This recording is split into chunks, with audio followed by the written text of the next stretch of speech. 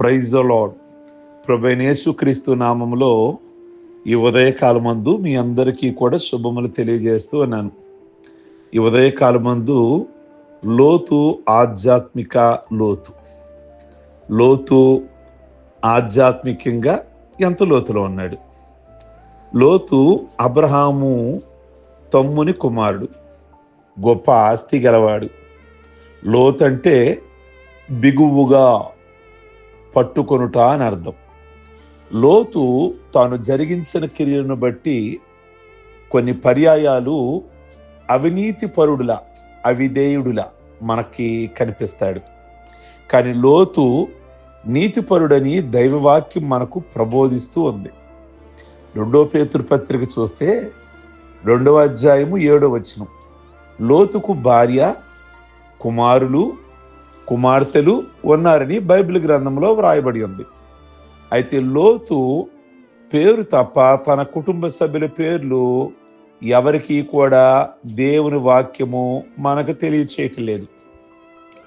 లోతు భార్య అనే మాటలే మనం చదువుతాం, కానీ ఆమె పేరేంటో మనకు తెలియదు.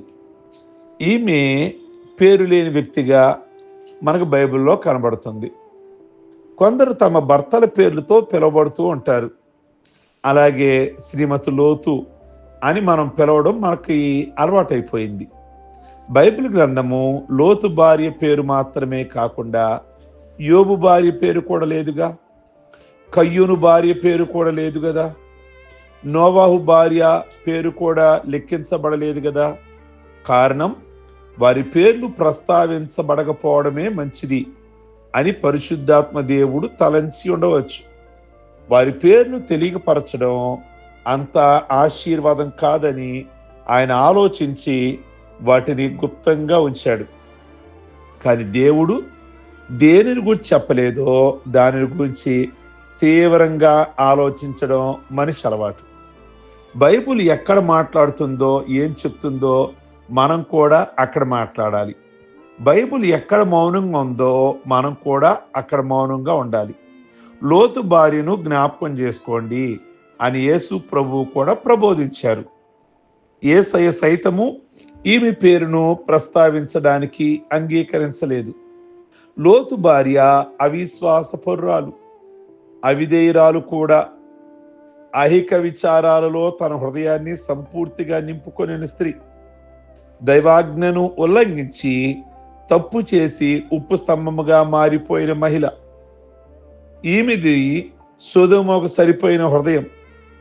సొదొమ పట్టణములోనికి ఈమె ప్రవేశించక పూర్వమే సొదొమ అంతా ఆమె హృదయంలోనికి వచ్చింది. దేవుడు నివసించవలసిన ఆమె గుండెల్లో సొదొమ ఆశలు గూడు కట్టుకున్నాయి. కానీ లోతు ఆమెకు భిన్నంగా జీవిస్తూ వచ్చాడు. లోతు అబ్రహాముకు దగ్గర బంధువు, తమ్ముడు గారు అబ్బాయే. ఆయనతో సహజీవనం చేయలేకపోయాడు. కారణం, కుటుంబ కలహాలు, కలతలు, ఆస్తిపాస్తుల కారణంగా ఇరువురు చెరొక దిక్కుకు వెళ్ళవలసిన అవసరత ఏర్పడింది. అబ్రహాము కనాను వైపుకు ప్రయాణం చేస్తే లోతు సొదొమకు ప్రయాణం చేశాడు. లోతు కన్నులు దేనిని ఆకర్షించాయో ఆయన హృదయం దానినే కావాలని ఆశించింది. సొదొమ గొమొర్రాల విషయంలో లోతు దాదాపుగా 6 విధాలైన దోషాలను చేసినట్లుగా మనం గమనించగలుగుతాం. నెంబర్ 1, లోతు సొదొమను చూశాడు. ఆదికాండము 13వ అధ్యాయము 10వ వచనం. లోతు కన్నులెత్తి యోర్దాను మైదానాల ప్రాంతాన్ని చూచాడు. అది నీళ్లు పారే ప్రదేశం. యెహోవా సొదొమ గొమొర్రాలను నాశనం చేసే ముందు ఆ ప్రదేశం యెహోవా తోటలాగా ఉంది. ప్రియ దేవుని బిడ్డలారా, సొదొమ గొమొర్రా అనేది దేవుడు ఆ జంట నగరాలను నాశనం చేసే ముందు అది ఎలా ఉంది అనుకున్నాడు అంటే యెహోవా తోటలాగా, అంటే పచ్చగా నీటిగా ఉంది అని అనుకున్నాడు. నిజంగా అబ్రహామును విడిచిపెట్టేయటమే లోతు చేసిన పొరపాటు.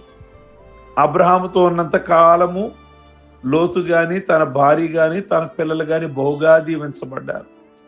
ఆత్మీయుడితో ఎందుకు అనుకున్నారో లేక ఈయన ఉన్న కాడి నుంచి ప్రార్థన అంటాడు, సంఘ సహవాసం అంటాడు, ఆరాధన అంటాడు, దేవుని వాక్యం అంటాడు, అది చేయకూడదు ఇది చేయకూడదు అనుకుంటా అని అంటాడు. అసలు ఈయనతో తెగదెంపులు పెట్టుకుంటే మనల్ని అడిగేవాడు ఎవరో కూడా లేరు కదా, స్వేచ్ఛగా జీవించవచ్చు కదా అని లోతు అనుకున్నాడేమో.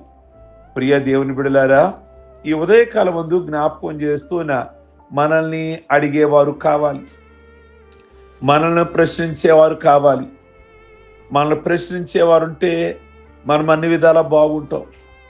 అందుకే బైబిల్ ఒక మాట రాయబడి ఉన్నది, ఇశ్రాయేలుకి ఆ దినములలో న్యాయాధిపతి లేడు, అందుకే ఎవరి ఇష్టానుసారంగా వారు జీవించారు. నీకంటూ ఒక ఆత్మీయ కాపరి నేను ఎప్పుడూ కూడా గద్దిస్తూ మందలిస్తూ ఉంటే, అయ్యో నన్ను ఆయన అడుగుతాడు అని అనుకుంటే నీవు కుడికైనా ఎడమకైనా తొట్టిల్లకుండా దేవుని భయమో లేక కనబడే మనిషి భయమో ఏదో ఒక ఉండడు బట్టి నువ్వు ఆత్మీయతలో ఉండగలుగుతావు. నాకు అలాంటి అడిగేవాళ్ళు అనవసరం అనుకున్నాడు లోతు. సొదొమ గొమొర్రాకు వెళ్ళిపోయాడు. అది ఏదైనా తోటలాగా ఉంది అనుకున్నాడు. నిజమైన తోట కాదు అది. సొదొమను చూస్తే అది పాపం ఎలాగవుతుంది అని మీరు తలంచవచ్చు. చూస్తేనే పాపమా అని మీరు అనుకోవచ్చు. వాస్తవానికి చూస్తే తప్పేం లేదు, కానీ తీక్షణంగా తేరి చూడడంలోనే పాపం ఉంది. లోతు చూచిన చూపు మామూలు చూపు కాదు, అది కాంక్షతో కూడిన చూపు. పైన మనం చెప్పుకున్నట్లు లోతు కన్నులు దేనిని ఆకర్షించాయో ఆయన హృదయం దానిని ఆకర్షించింది. దేవుని వైపు చూడవలసిన లోతు కన్నులు పాప కలుష్యంతో అలారే సొదొమ వైపుకు ఆకర్షించబడ్డాయి. ప్రియ దేవుని బిడ్డలారా, కొండల వైపు చూడవలసిన లోతు నేత్రాలు బండల వైపు చూస్తున్నాయి. అబ్రహాము కొండల వైపు చూచాడు.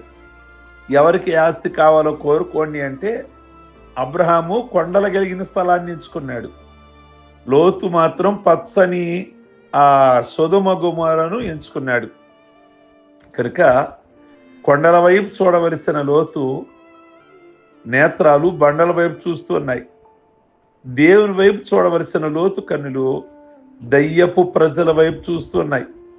లోతు చూచిన జంట నగరాలు అదే సొదొమ గొమొర్రా. అవి మంచివి కావు.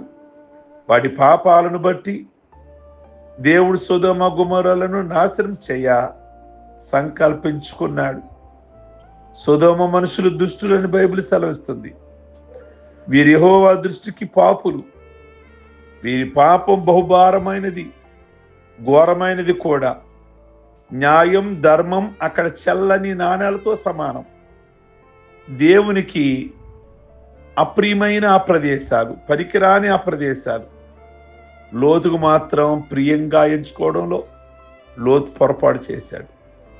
సొదొమ ప్రజలు మనుషుల్లా కనిపించే దుష్టులు వాళ్ళు. ఉద్యోగం, వ్యాపారం, కొందరికి వృత్తి, అనునిత్యం పాపం చేయడం సొదొమ ప్రజల యొక్క ప్రవృత్తి. ఇది దేవుడు లేని ప్రదేశం. మరో విషయం, సొదొమ గొమొర్రాని దేవుడు నాశనం చేశాడు కదా, అదే ప్రజెంట్ మృత సముద్రం. ప్రియ దేవుని బిడ్డలారా, అలాంటి ప్రదేశాన్ని చూచాడు. కనుక చూడగానే వెళ్ళాలి అని అనుకున్నాడు. నాకు సంఘము, ఒక నాయకుడు, ఒక కాపరి అవసరం లేదనుకున్నాడు. అందుకే రోడ్డు మీద ఉన్న చెట్టులాగా అయిపోయాడు. తోటలో ఉన్న చెట్టుకి సెక్యూరిటీ ఉంటుంది, చుట్టూరు దడి ఉంటుంది, లేదా ఒక వాచ్మెన్ ఉంటాడు, లేదా బావి మీద మూత ఉందనుకోండి, ఆ నీళ్లు స్పష్టంగా నీటిగా ఉంటాయి. కనుక ఇప్పుడు ఈయన పరిస్థితి ఎలా ఉంది అంటే మూత లేని నీళ్లులాగా, లేదా కాపుదల లేని తోటలాగా. ఈయన ఏ కాపుదల, ఎవరో పైన ఉన్నవాళ్ళు చెప్పేవాళ్ళు ఎవరో కూడా లేరు. కనుక చెప్పేవాళ్ళు లేక లోతు చెడిపోయాడు. ఈరోజు ఈ ఉదయకాలం ముందు ఓ చక్కటి సంఘం, ఒక చక్కటి కాపరి నీకు ఈరోజు చెప్పేవారు ఉన్నారు. అది నువ్వు విసుగుదలగా గనక భావిస్తే, నాకు అవసరం లేదు అనుకుంటే ఒకసారి లోతును చూడండి. కాదు అనుకున్నాడు, తర్వాత చాలా వేదన పడ్డాడు, ఎందుకు దూరం చేసుకున్నానా అని. కనుక మిగిలిన విషయాలు తర్వాత నెక్స్ట్ ఎపిసోడ్లో మనం ధ్యానం చేద్దాం. పరిశుద్ధుడు అయిన మా ప్రభువా, దయగలిగిన మా తండ్రి,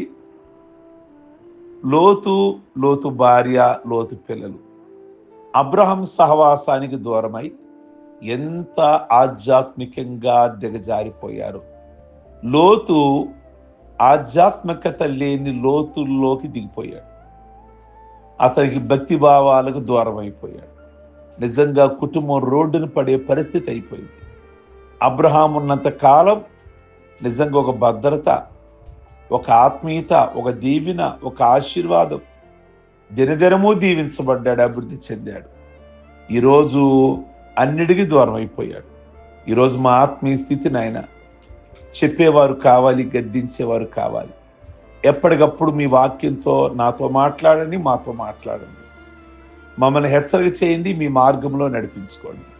ఈ మాట అనేకులకి ఉదయకాలం ముందు దీవెనకరముగా ఉంచండి. అలాగే ఈరోజు పెళ్లి రోజులు, పుట్టినరోజులు, అలాగే రక్షణ పొందిన రోజులు చేసుకుంటున్న బిడ్డలందరినీ కూడా మీరు దీవించి ఆశీర్వదించి ఈ దినమెల్లా కూడా వారి మార్గాలలో, ప్రయాణాలలో అన్ని విషయాల్లో మేలు చేయమని యేసు పరిశుద్ధ నామములో అడుగుచున్నాం తండ్రి, ఆమేన్. God bless you. ప్రభు మిమ్మల్ని దీవించునుగాక. ఈ వర్తమానం మీకు దీవెనకరంగా ఉంటే షేర్ చేయండి, అలాగే లైక్ బటన్ నొక్కండి, అలాగే కామెంట్ బాక్స్లో మీ అభిప్రాయాన్ని వ్యక్తం చేయండి. అలాగే మీ స్నేహితులందరికీ చెప్పి సబ్స్క్రైబ్ చేసుకోమని చెప్పండి. Okay, God bless you.